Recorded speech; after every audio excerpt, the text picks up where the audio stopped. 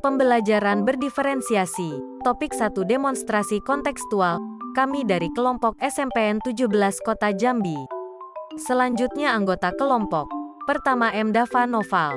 Kedua Ajeng Dina Meiliana. Ketiga Mutiara Oktavia. Keempat Yusma Yenti. Pengertian pembelajaran berdiferensiasi menurut Tomlinson. 2001.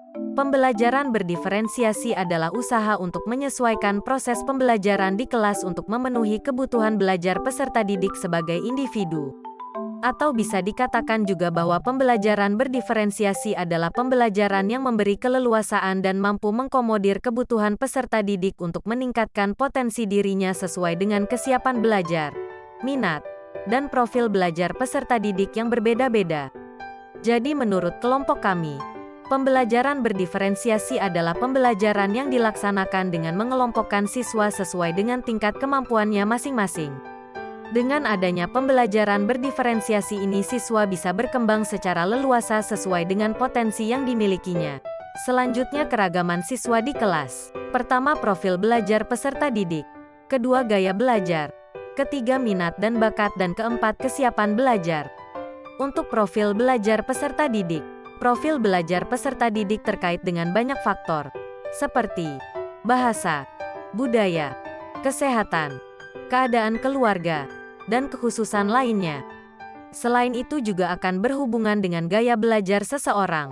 Profil belajar peserta didik ini merupakan pendekatan yang disukai peserta didik untuk belajar, yang dipengaruhi oleh gaya berpikir, kecerdasan, budaya, latar belakang, jenis kelamin, dan lain-lain.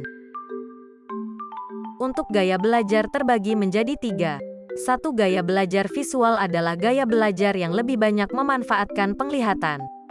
2. Gaya belajar auditori mengandalkan pendengaran untuk dapat memahami dan mengingat informasi yang diberikan oleh guru.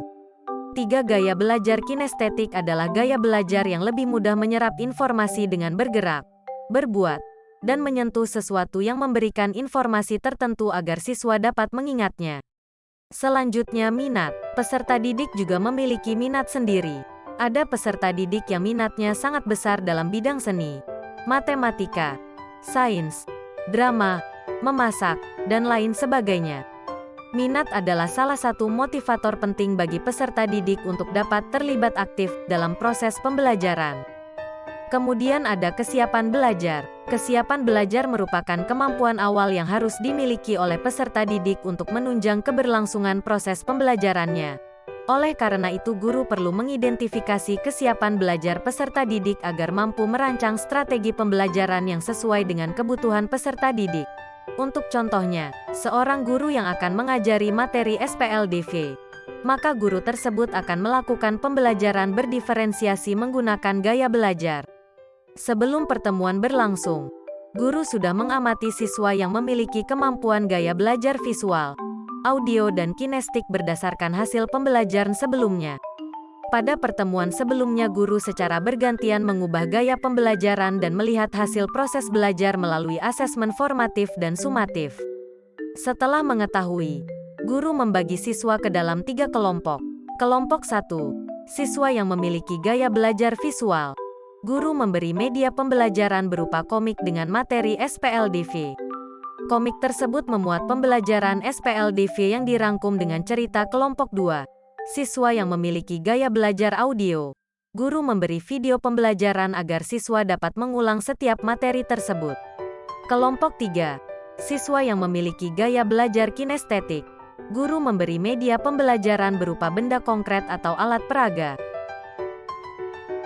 Selanjutnya, teori pendukung pembelajaran berdiferensiasi terbagi menjadi 4. 1. Teori sistem ekologi. 2. Teori multiple intelligences. 3. Teori zone of proximal development (ZPD).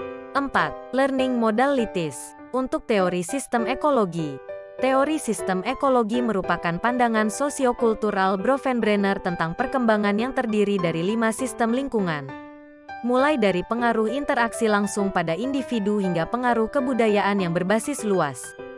Kelima sistem ekologi tersebut adalah mikrosistem, mesosistem, ekosistem, makrosistem, dan kronosistem. Selanjutnya, teori multiple intelligences. Intelijensi memuat kemampuan seseorang untuk memecahkan persoalan yang nyata dan dalam situasi yang bermacam-macam. Dapat dikatakan juga bahwa setiap orang memiliki 8 jenis kecerdasan dalam tingkat yang berbeda-beda. Pada teori multiple intelligences ini disebutkan ada 8 bentuk kecerdasan. 8 jenis kecerdasan itu memiliki komponen inti dan ciri-ciri yang berbeda juga. Kehadiran ciri-ciri pada individu menentukan kadar profil kecerdasannya. Kemudian teori Zone of Proximal Development, ZPD. ZPD adalah zona antara tingkat perkembangan aktual dan tingkat perkembangan potensial. Tingkat perkembangan aktual tampak dari kemampuan anak menyelesaikan tugas-tugas secara mandiri. Sedangkan tingkat perkembangan potensial tampak dari kemampuan anak menyelesaikan tugas atau memecahkan masalah dengan bantuan orang dewasa. Ketika masuk dalam ZPD, maka anak sebenarnya dapat melakukan aktivitas, tugas yang diberikan. Akan tetapi lebih optimal jika orang dewasa atau pendamping yang lebih tahu, membantunya untuk mencapai tingkat perkembangan aktual tersebut. Hal tersebut dapat dikatakan bahwa setiap peserta didik memiliki ZPD yang berbeda-beda.